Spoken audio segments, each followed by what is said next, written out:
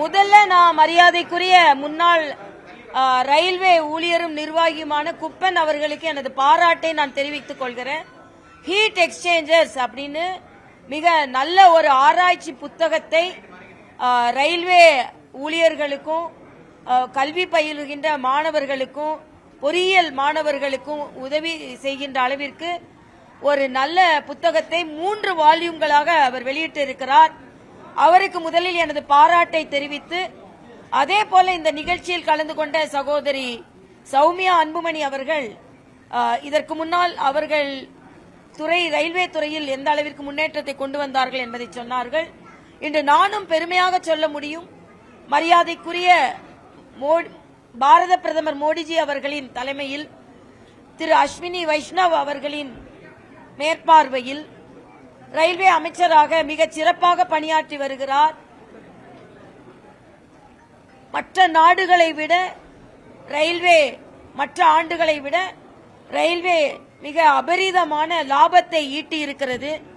சரக்கு மற்றும் பயணிகள் மூலமாக மட்டும் 2.5 லட்சம் கோடி ரூபாய் வருமானம் வந்திருக்கிறது. ஆக எல்லா துறையும் லாபகரமாக செயலாற்றி வருகிறது. வருகின்ற பட்ஜெட்டிலும் கூட ரயில்வே துறைக்கு இன்னும் அதிகமாக முதலீடுகளை நாம் எதிர்பார்க்கலாம். தமிழகத்தில் ரயில்வே துறை இன்னும் வேகமாக வளராததற்கு காரணம், தமிழகத்தில் அவர்கள் சொன்னார்கள் சில திட்டங்கள் ஏற்கனவே அறிமுகப்படுத்திய திட்டங்களை கூட நிறைவு செய்ய முடியாததற்கு காரணம், தமிழகத்தில் இருந்து மத்திய ரயில்வே அமைச்சரை வேகப்படுத்துவதற்கும் அதனால் தகவல்களை சொல்வதற்கும் இங்கே உள்ளவர்கள் தவறிவிடுகிறார்கள் என்பதும், நிலம் கையகப்படுத்துவதில் கூட பிரச்சனைகள் இருக்கும் என்பதனால் ரயில்வே திட்டங்கள் தாமதப்படுத்தப்படுகிறது என்று இங்கே ரயில்வே பயணியர் சங்கத்தை சார்ந்தவர்கள் மற்றும் பொதுநலவாதிகள் ஒரு கோரிக்கை வைக்கிறார்கள்.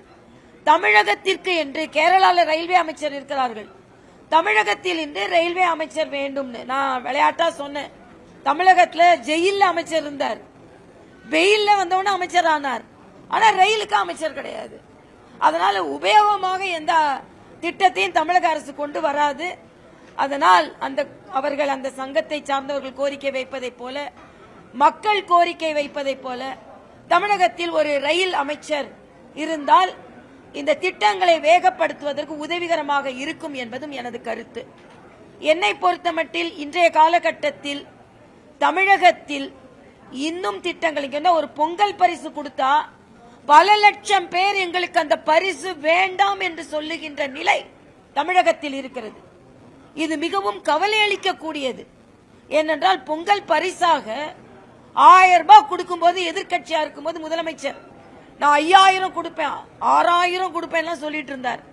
ஆனா தாங்கள் ஆட்சிக்கு வந்த பின்பு மக்களின் நலன் உதாசீனப்படுத்தப்படுகிறது என்பதை நான் வலிமையாக கண்டனத்தை இங்கே பதிவு செய்கிறேன். விளம்பர அரசு மட்டுமே நடந்து கொண்டிருக்கிறது என்பதையும் நான் பதிவு செய்கிறேன். பல ஆண்டுகளாகவே செயல்படுத்தப்படாத பல ரயில்வே திட்டங்கள், குறிப்பா சென்னையிலிருந்து பாண்டிச்சேரி வழியா ஈஸியா போற அந்த திட்டத்துக்கு எந்த விதமான ஒப்புதலும் அளிக்காம இருக்கு. இப்ப கூட அருப்புக்கோட்டை வழியா தூத்துக்குடிக்கு போற திட்டங்களுக்கு மத்திய அரசு நிதி ஒதுக்குறது இல்ல அப்படிங்கறதுதான் மாநில அரசோட குற்றச்சாட்டா இருக்கு. இல்ல, மாநில அரசு அப்படிதான் குற்றம் சாட்டி கொண்டிருப்பார்கள். மத்திய அரசு பாத்தீங்கன்னா தூத்துக்குடி ரயில்வே திட்டத்தை பற்றி ஒரு கருத்து சொன்னார், அது தவறு என்ற உடனே அவங்க கிளாரிஃபை பண்ணிட்டாங்க. தொடர்ந்து மரியாதைக்குரிய அஸ்வினி, ஏன்னா நான் புதுச்சேரி எல்ஜியா இருக்கும்போது வீடியோ கான்பரன்ஸ்ல கேட்டு எந்தெந்த திட்டங்கள்லாம் கிடப்பில் இருக்கிற பாட்டு அதையெல்லாம் நிறைவேற்றி தந்தார். அதனால்தான் நான் சொல்றேன், உங்க கேள்விக்கு என்னோட முந்தைய கருத்திலே பதில் இருக்கிறது. வேகப்படுத்தாததற்கு காரணம் இங்கே அந்த சங்கத்தை, ரயில்வே சங்கத்தை சார்ந்தவர்கள் இன்னொன்னு கேட்கிறாங்க, அந்தந்த மாவட்டத்திற்கு ரயில்வே அதிகாரி இருக்கணும், அப்பதான் விரைவுபடுத்த முடியும். கொஞ்சம் வேற மாதிரி யோசித்து சிந்திச்சு செய்யுங்களேன் என்றதான் எனது கருத்து. தமிழக அரசு அப்படிப்பட்ட ஒரு, இன்னைக்கு மீன் வளத்திற்கு கூட ரொம்ப நாளா மீன் அது பேசிக்கொண்டே இருந்தாங்க. நாங்க வந்த பிறகுதான் மீன் வளத்திற்கு என்று தனி அமைச்சகத்தை கொண்டு வந்தோம். அதே மாதிரி சில விஷயங்களை கொண்டு வாங்க அப்படின்னு சொல்றதுதான். ரயில்வே பொறுத்தவரை கேபினெட் மினிஸ்டர் இருக்காரு, ஸ்டேட் மினிஸ்டர் இருக்காங்க, ஒருத்தர் 2 பேர் இருக்க முடியும். ஒவ்வொரு ஸ்டேட்டுக்கு ஒரு மினிஸ்டர் எப்படி இருக்கிறாங்களே, கேரளால இருக்கிறாங்களே, விரைவுபடுத்த இல்ல அந்த சங்கத்தை சார்ந்தவர்கள் அது ஏன் அப்படி எல்லாம் இருந்தா நல்லது அப்படின்னு. நீங்க தான் ஜெயிலுக்கு அமைச்சர் வைக்கிறீங்களா, அப்புறம் ஏன் ஒரு ரயிலுக்கு ஒரு அமைச்சர் வச்சா என்னன்னு நான் கேட்கிறேன். இல்ல, அதுதான் சொல்றாங்க. நான் என்னோட கருத்து இல்ல, கேரளால அப்படி இருக்காங்க. அதே மாதிரி தமிழகத்திலேயும் நியமனம் செய்யுங்க என்று ரயில்வே பயணீட்டாளர்கள் சங்கம் ஒரு கோரிக்கை வச்சிருக்காங்க. அப்படி இருக்குன்னு சொல்றாங்க. அது டெக்னிக்கல் ஃபீசிபிலிட்டி எனக்கு தெரியாது. இருக்கு, கேரளால இருக்கு, நான் படிச்சதை தான் சொல்றேன்.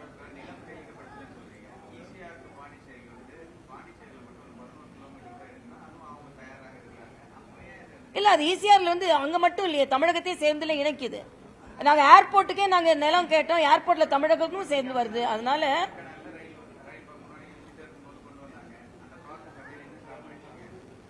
இல்ல அது ஈசிஆர் திட்டம் வெறும் நில கையகப்படுத்தது மட்டும் இல்ல, அங்க வந்து பசுமையில வந்து வேற ஏதாவது சுற்றுச்சூழல் பாதிக்கப்படுமா அப்படின்னு ஒரு கேள்வி இருக்கு.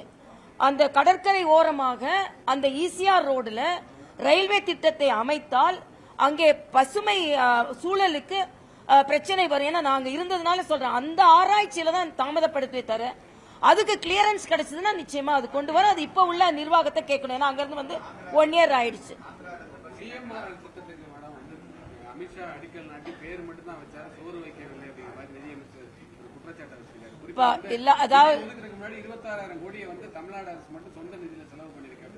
இல்ல அது ஏன் சொந்த நிதியில செலவு பண்ணீங்க? நாங்க பாத்துக்கிறோம் நீங்க சொன்னீங்க, நாங்க பாத்துக்கிறோம் சொன்னீங்க. அதனால நாங்க இந்த திட்டத்தை நாங்க நிறைவு செய்யறோம்னு நீங்க செய்ய முடியாதுன்னு என்னைக்கு சொன்ன உடனே மத்திய அரசு அதற்கான நிதியை ஒதுக்கி இருக்கிறார்கள். அதனால இன்னைக்கு வந்து பல திட்டங்களை தமிழக அரசு விரைவுபடுத்தாததற்கு காரணம் அது மீது இவர்களுக்கு அக்கறை இல்லை. அக்கறை இருக்கின்ற எல்லா திட்டங்களையும் மத்திய அரசு செவிசாய்த்துக் கொண்டுதானே இருக்கிறது. அதைத்தானே நாம இன்னைக்கு சொல்றோம். திரும்ப தென் மாநிலங்கள் வந்து நிதி ஒதுக்கீடுல புறக்கணிக்கப்படுது, குறிப்பா தமிழகம் புறக்கணிக்கப்படுகிறது நிதியமைச்சர். இப்ப நிதியமைச்சர் குற்றம் சாட்டுகிறார். 7,500 கோடி என்று எல்லா மாநிலங்களுக்கும் ஒதுக்கப்படும், தமிழகத்திற்கு ஒதுக்கப்பட்டிருக்கிறது. தமிழகத்துல இது தொடர்ந்து இந்த குற்றச்சாட்டை வைத்துக் கொண்டே இருப்பார்கள். 1000 ரூபாய் கொடுக்கல, அதனால நாங்க வந்து மத்திய எங்களுக்கு கொடுக்கல அப்படின்னு சொல்லிக் கொண்டிருக்கிறார்கள். இது விவாதத்திற்குட்பட வேண்டியது. சும்மா எப்ப பார்த்தாலும் இந்த குற்றச்சாட்டை விடுத்துவிட்டு உண்மையிலேயே கொடுக்கப்படுவதை தமிழக அரசு மக்களுக்கு தெரியப்படுத்த வேண்டும் என்பதுதான். எந்த பாராபட்சம் செய்வதற்கு என்ன காரணம் இருக்கிறது? அப்படிலாம் இல்லை. எல்லா மாநிலத்திற்கும் என்ன அளவீடு, அதாவது விஞ்ஞான பூர்வமாக, அறிவுபூர்வமாக, கணக்கு பூர்வமாக, எப்படி சயின்டிபிக்கா எப்படி நிதி ஒதுக்கீடு செய்யப்படுகிறதோ அப்படிதான் ஒதுக்கீடு செய்யப்படுகிறது. எங்கேயுமே தமிழ்நாட்டுக்கு நம்ம கொடுக்க கூடாது, அதனால அது கட் செய்ய சொல்ற நிலைமை மத்திய அரசிடம் இல்லவே இல்லை. இது இவர்கள் கொடுக்கின்ற ஒரு பொய் குற்றச்சாட்டு என்பதை நான் பதிவு செய்கிறேன். கர்நாடகா, தமிழ்நாடு, ஆந்திரா, தென் மாநிலங்கள் 4 மாநிலத்துக்கு சேர்த்து 27,000 கோடி ரிலீஸ் பண்றாங்க. ஹிந்தி பேசுற மாநிலங்கள் இது நான் ரொம்ப தவறு நான் சொல்றேன். ஹிந்தி பேசுற மாநிலம், கோமியத்துக்கு இந்த பக்கம் உள்ள மாநிலம், அந்த தயவு செய்து அப்படி எல்லாம் பேசாதுங்க. இந்தியாவின் ஒருமைப்பாட்டை மரியாதைக்குரிய பாரத பிரதமர் நிலைநாட்டிக் கொண்டிருக்கிறார். மத்திய அரசு எந்த பாராபட்சம் இல்லாமல் தான் நடந்து கொண்டிருக்கிறது. ஆனால் பாராபட்சமாக நடந்து கொண்டிருப்பதை போல ஒரு மாய தோற்றத்தை தமிழக அரசு ஏற்படுத்துகிறது என்ற குற்றச்சாட்டை நான் இங்கே வைக்கிறேன். அவ்வளவுதான் தம்பி. நான் சொல்லிட்டேன் இதுக்கான பதில் சொல்லிட்டேன். நீங்க அப்புறம் வேணா வெரிஃபை பண்ணிக்கிட்டேன்.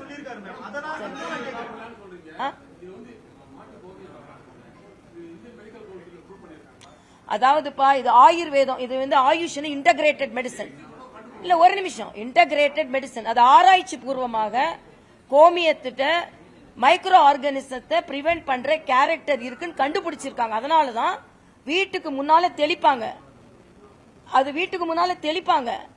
அதனால அது வந்து ஆராய்ச்சி பூர்வமாக ஆயுர்வேதத்தில் மாட்டின் சிறுநீர் என்கின்ற கோமியம் மருந்து என்று எழுதப்பட்டிருக்கிறது. அமிர்த நீர் என்று குறிப்பிடுகிறார்கள் அதை. ஆக அந்த மருத்துவத்துல ஆயுர்வேதத்துல அது மருந்துன்னு சொல்லியிருக்காங்க. நீங்க வந்து நம்ம தமிழ்நாட்டுல நம்ம சங்க இலக்கியத்துல மாட்டு சாணம் பூசிய முற்றங்கள் சொல்லப்பட்டிருக்கிறதா இல்லையா? அப்ப மாட்டு சாணத்துல உங்களுக்கு கிருமி நாசினி இருக்குன்னா மாட்டு சிறுநீர்லயும் கிருமி நாசினி இருக்கு. அதைத்தானே நம்ம சொல்றோம். எல்லா மிருகங்கள்ல உள்ள நம்ம சொல்லல. இந்த சிறுநீருக்கு இந்த குணம் இருக்கிறது என்பது ஆராய்ச்சி பூர்வம். இன்னும் சொல்ல போனா மியான்மர், ஆப்பிரிக்கா போன்ற நாடுகளில் இதை எடுத்துக்கொள்கிறார்கள். அதனால இது ஒட்டுமொத்தமா புறந்தள்ள முடியாது. இது ஆயுர்வேதத்தில் மருந்தாக சொல்லப்பட்டிருக்கிறது, ஆராய்ச்சி பூர்வமாக நிரூபிக்கப்பட்டிருக்கிறது என்று நான் சொல்றேன். கிருமி நாசினிங்கிறது வேறு, காய்ச்சலுக்கு நான் பயன்படுத்துறேன்னு ஐஐடி டைரக்டர் இல்ல அதுக்கு வந்து 80 வகையான நோய்களுக்கு அது பயன்படுத்தலாம்னு ஆயுர்வேதம் சொல்றது. அதுல அவர் சொன்ன காய்ச்சல் வந்து அந்த 80 வகையான நோயில ஒன்னா இருந்திருக்கலாம்ல. ஒரு அறிவுபூர்வமாக, ஒரு விஞ்ஞான பூர்வமாக ஒரு தொழில்நுட்ப கல்லூரியை தலைமை தாங்கி கொண்டிருப்பவர் சும்மா சொல்வாரா நான் கேட்கிறேன். ஆக நீங்க வந்து என் உணவு என் உரிமைன்னு நீங்க சொல்றீங்க. ஒரு இடத்துல போய் மாட்டு இறைச்சியை கொண்டு அலுவலகத்துல தூக்கி வீசுறீங்க. இத மாதிரிலாம் செய்றீங்க. ஆனா விஞ்ஞான பூர்வமாக அது மருந்து என்று சொல்லும் போது ஏன் அதை ஒத்துக்கொள்ள மறுக்கிறீர்கள்? பாஜகவோ இல்லை என்றால் இந்திய பண்பாட்டு முறையில எது சொன்னாலும் அதை ஒத்துக்கொள்ள மாட்டோம். அது படித்தறிந்தவர்கள், அது உண்மை. அவருக்கு என்ன உள்நோக்கம் இருக்க முடியும்? கோமியம் என்பது அது பதப்படுத்துவது. பஞ்சகவியம் என்பது இன்னைக்கு அமேசான்ல கிடைக்குது. அதனால இது சயின்டிபிக்கா ப்ரூவ் பண்ணது என்பது நான் இன்டகிரேட்டட் மெடிசன்ல எனக்கு நம்பிக்கை உண்டு. நான் வந்து மருத்துவம் படித்த அலோபதி படித்த டாக்டர். ஆனா ஆயுஷ் என்ற இன்டகிரேட்டட் மெடிசன்ல எனக்கு நம்பிக்கை உண்டு. அதுல இதுக்கு என் நம்பிக்கை எனக்கு இருக்கிறது. அதே நான் சொல்றேன்.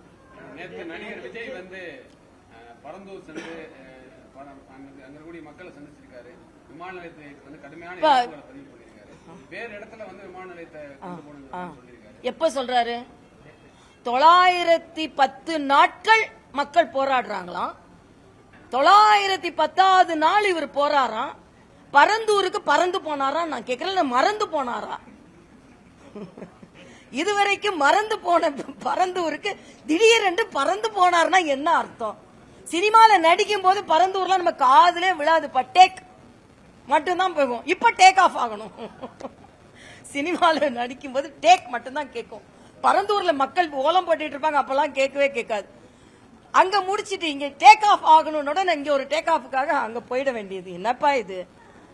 இது வந்து மாநில அரசு தேர்வு செய்து கொடுத்த இடம். மாநில அரசு தேர்வு செய்த இடத்தை மத்திய அரசு ஏன் ஏற்றுக்கொண்டது என்றால், மீனம்பாக்கத்துல இருந்து கனெக்டிவிட்டி இருக்கணும், பெங்களூர் ஹைவேல இருந்து கனெக்டிவிட்டி இருக்கணும், டிஜிட்டல் கனெக்டிவிட்டி இருக்கணும். என்னோட 5500 ஏக்கர்ல 1000க்கும் குறைவான ஏக்கர் புஞ்சை நிலங்கள் இருக்கிறது. நான் விவசாயிகளுக்காக உண்மையிலேயே நான் அவர்களை எதிர்த்தோ இல்லனா நாங்க வளர்ச்சிக்கு ஆதரவானவன் அப்படின்னு சொல்ற மாதிரியே நாங்களும் விவசாயிகளுக்கு ஆதரவானவர்கள் தான். இதே விஜய் விவசாயிகளுக்கு கொடுக்கின்ற காம்பன்சேஷனை கொஞ்சம் கூட்டி கொடுங்க, இல்லனா அவங்க மேல வழக்குகளை ரத்து செய்யுங்க, அவங்க நியாயத்திற்கு போராடுகிறார்கள் என்று சொன்னால் நான் கேட்டிருப்பேன். நீங்க இவ்வளவு வருஷம் கழிச்சு இடத்த மாத்துங்கன்னா ஏன் முத நாளே வந்து சொல்லல? இன்னொரு இடம் இருந்தா சொல்லுங்க. இப்ப இவ்வளவு பண்ணி நிலம் கையகப்படுத்த ஆரம்பித்த பின்பு நான் பரந்தூருக்கு வருவேன் என்றால் அது பொது நலமா சுயநலமா என்று நீங்கள் புரிந்து கொள்ளுங்கள் என்பது எனது கருத்து. நன்றி தம்பிங்களா.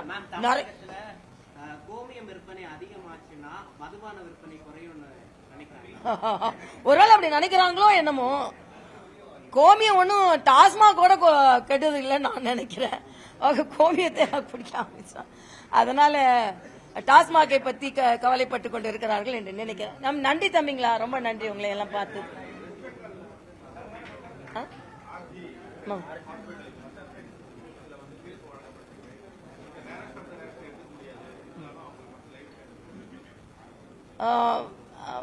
உண்மையிலேயே ஒரு நியாயம் கிடைத்திருக்கிறது.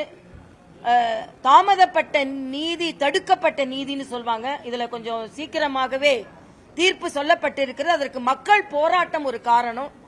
இனிமேலாவது பாலியல் குற்றவாளிகள் திருந்துவார்கள் என்று நான் நினைக்கிறேன். இதுல ஒரு வித்தியாசமான தீர்ப்பு கொடுக்கப்பட்டிருக்கிறது. தூக்கு தண்டனைனா அவன் செத்து போன அப்புறம் அவனோட கொடுமை அவன் என்ன நடத்தினான்னு தெரியாது. நீ வாழ்நாள் முழுசும் நீ கொடுமையை அனுபவிக்க வேண்டும் என்று ஒரு தீர்ப்பு சொல்லப்பட்டிருக்கிறது. ஆக இதே போல நாடு முழுவதும் உள்ள எல்லா மாநிலங்களிலும் உள்ள பாலியல் குற்றங்கள் வழக்குகள் தீவிரப்படுத்த வேண்டும். தமிழகத்திலும் நேற்று வந்து அந்த கொடூரனை உயர்நீதிமன்றத்திற்கு அழைத்து வந்திருக்கிறார்கள். தீர்ப்பு கிடைக்கணும். இதுல நான் ஒரு இது பார்த்தேன். சபாநாயகர் அப்பாவு தம்பி அப்படின்னு அவர் அழைக்கிறார். தம்பியா.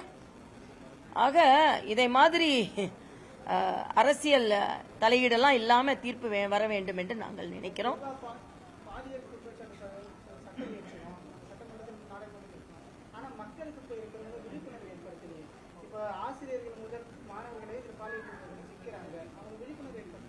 இல்ல அது சமுதாயத்திற்கும் அதுல பங்கு இருக்கிறது. ஆனா அதற்காக கொடூரக்காரர்கள் நடமாடிக்கொண்டே இருக்க முடியாது என்பது